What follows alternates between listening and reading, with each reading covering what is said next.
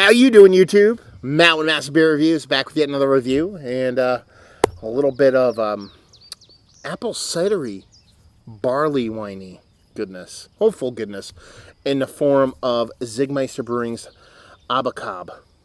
I don't know if I'm getting that right. It's a whole bunch of anagrams. We'll see what's going on. Anyway, let's dive into the bottle. Let's get into it. As far as what this says on the bottle, it says first anniversary. This is their first anniversary offering from Czig Meister. Czig Meister is a brewery in Hackettstown, Jersey. Duh. I am from Pennsylvania, but my girlfriend lives in Jersey, in Hope, New Jersey. We're probably about 15 minutes away from Hackettstown, so I've visited Czig Meister quite a few times. Was there today, the day before the 4th of July. I'm just kind of hanging out, enjoying myself, and actually, it was 2 days before 4th of July. Damn, I have 2 more days off. Say what? Anyway, yeah, I went there and hung out with my dogs and her and just had a great time and picked this up. I have done a couple of Czig Meister reviews before. The Dark Sovereign was absolutely fantastic. It was a bourbon barrel-aged, double barrel-aged wine and bourbon barrel-aged Belgian Dark. And like I said, this is like kind of apple cider kind of thing going on with a bit of barley wine-ish going on. So anyway, let me just start reading. We'll get the gist of it. It says, first anniversary Czig Meister, ABACABB, barrel-aged ale. This is 8.5% alcohol by volume. On the side here, we have a little bit of story time, and it goes into the whole anagram portion of the show. It says here, for our 1-year anniversary, we made a beer that encompasses what we think Czig Meister Brewing is all about, paying homage to classic styles while searching for new and creative ways of liquid expression. We happened upon a fresh local apple cider. At the same time, we were brewing our Barleywine and thought, what if? So we blended a cider and wort in a bourbon barrel along with champagne yeast and let the experiment evolve. Later, infused with cinnamon and vanilla, we present you with, in quotations, they have a barley wine and apple cider in bourbon barrels, affectionately known as ABACABB. So you have your ABACABB. Czig Meister Brewing Company, established June 2016. I believe this is about 2 months old. This is, like I said, right before July 4th. That pretty much is it. Label-wise, it's cool. I dig it. It's pretty much their logo, first anniversary. A couple things. ABACABB, anagrams. The brewer from Czig Meister was one of the I want to say lead brewers. I don't know if he was a head brewer at Cinn. One of their biggest beers is Antied. And that is a Night 10 Dawn. So the anagram thing runs in the family. Conversely, I do know that Cinn did a Belgian dark-ish beer with apple cider as their kind of Belgian candied sugar. So a little bit of kind of like leaning on what this brewer probably knows. I'm not saying that's the case if they're kind of, you know what I mean, going too heavily on their past. But it's a cool concept, actually. Their Cinn's apple cider beer, what's it called? God damn it. I love that beer too. No, I'm kind of pissed off. I'll think about it and whatever. But they use apple cider as that Belgian candied sugar in that beer. And I love it at Malice, is what it's called, Malice. I love that beer. So, you know what I mean? Have that kind of going for it. It's pretty cool. Barley wine, we'll see what happens. Usually don't need Belgian candied sugar to get down with that. But anyway, let's crack this open. I actually don't have a bottle opener. Okay, this is a battery pack. Let's see. We'll get a little MacGyver on you fellas tonight. See if we can actually open this up with a battery pack. There you go. So sometimes you got to make do. A little battery pack. You know, sometimes if you have a piece of metal, well, let's do a little tutorial out there. If you have a piece of metal, I actually should have probably went this way with it. But if you ever have something like not even a piece of metal, but a lighter or whatever, as long as you get leverage, it's all about getting a bottle cap off. Anyway, there you go. How about that fancy bottle opening for you? Going hillbilly style here, so let's pour this. Now, you know, you're talking about fermenting with an apple cider, you're talking about a barley wine. What kind of barley wine? Didn't sound like they just said barley wine in general. Don't know if it's American barley wine, don't know if it's an English style barley wine.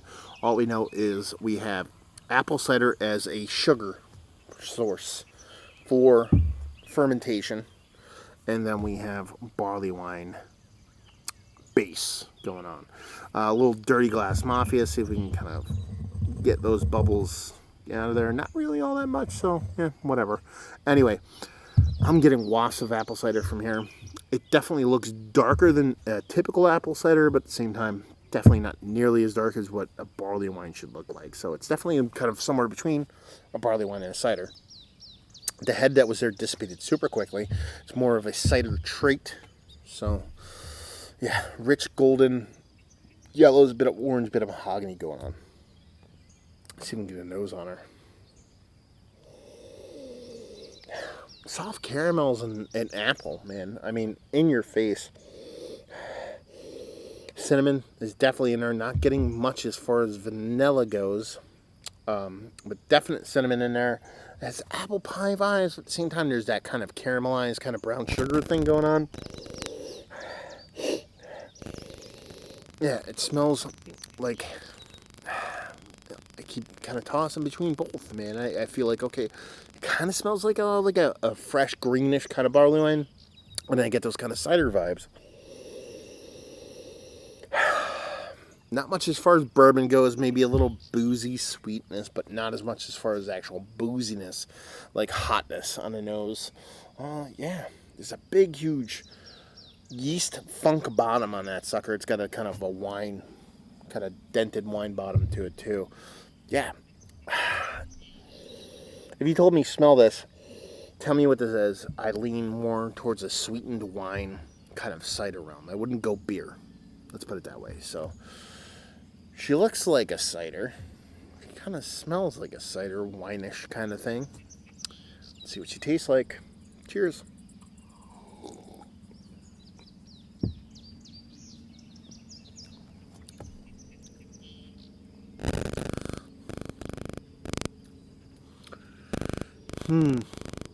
Definitely comes off wheat winey to me. Not necessarily barley wine. It's very wheat winey. Cinnamon comes through. Big. Not super to the point where it's uncomfortable, but it's big. I do get this kind of sweetened kind of vanilla thing going on, too. Sweetened vanilla. Cinnamon's big. There's a lot of sweetness going on, but it's not cloying either. The mouthfeel kind of... it's not thin. It's just kind of... thin syrupy, and that's not robust and big and fatty.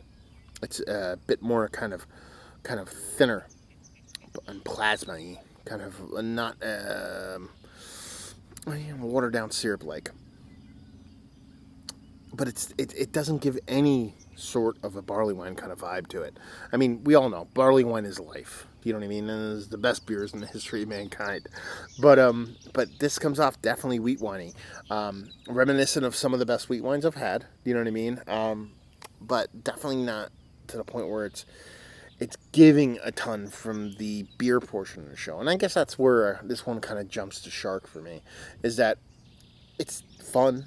I enjoy what I'm tasting. But it's not, I wouldn't classify it as a beer. It just lost a lot of beer-ishness. And just comes off, yeah, wheat winey mixed with a cider. With cinnamon. And like I said, it's not a bad thing. It's tasty. This will get finished. It's not that bad, but at the same time, I just wish I had a little bit more going on for it. A little bit more robustness in the beer end. Because the beer just get lost. And, yeah, not bad. But at the same time, you know, something I wouldn't just go bonkers over. Let's put it that way.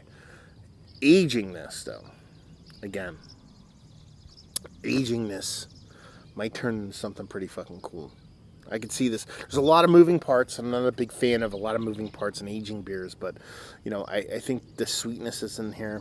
There is that kind of brown sugar, kind of robust kind of, not at this point, it's not savory, kind of umami element to it, but I can see it developing into something like that and turning into kind of a very explosive kind of beer. But we're talking years down the line, 5+ years.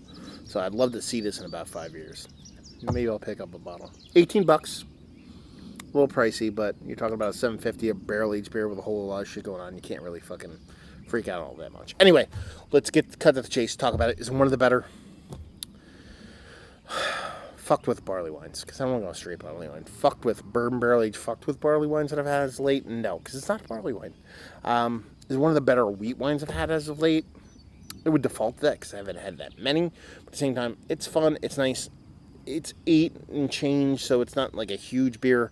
Hence the whole, like, I don't know if it's actually a barley wine or not kind of beer, but, you know, it's tasty, it's fun. Value and availability, like I said, $18, brewery only. That $18 does suck, but there's so many moving parts and so many added ingredients. It's kind of hard to get too bent out of shape, but at the same time, you'd like to see it closer to 15. And to say, if you like what we like to say, if you like ciders, if you like wheat wines and wheat actual wines and beer wheat wines, and then you like stuff, you like cinnamon, and you like stuff to skew more crisper, sweeter, green appley. Even though I didn't really talk about that during the review, it's kind of got this little green apple thing going on. If you like beers to skew that way. If you like lambics that aren't sour, that's kind of where this one kind of lands for me.